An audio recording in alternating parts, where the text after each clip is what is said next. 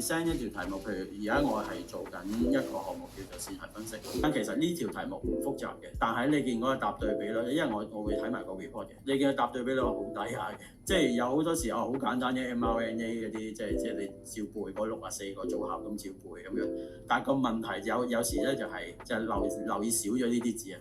有時係 reading 問題，有幾個密碼字我數咗6個咯咁樣，但係其實佢係數不同啊嘛。有啲複雜嘅問題問到生態啲反而比較 straightforward 啲。咁其實咧1、2大家都知道係啱㗎啦。咁但係個問題點解3唔啱咧？佢而家又係個定義問題啦。佢係留意緊個 coding sequence。DNA primer 就唔係問緊個模板呢一條咧 exactly 係 complementary 咁啊。呢個係呢又唔同嘅，就卷2你見到咧格模咧即係相對簡單啲㗎啦。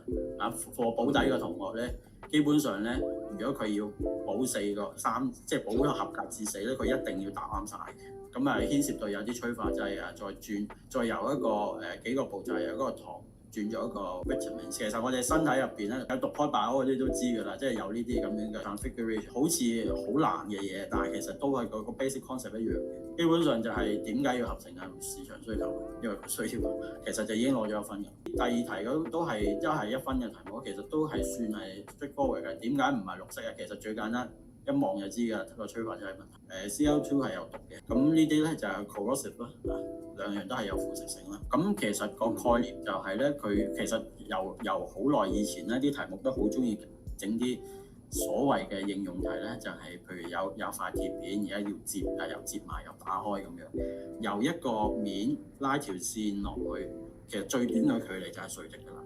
其實我有呢個 concept 就得㗎，拉落去垂直就係最短距離㗎。咁你只要證明到最短個距離係已經大過咗8cm，譬如呢度最短係咪拉落嚟啊嘛？佢喺呢個平面可以入。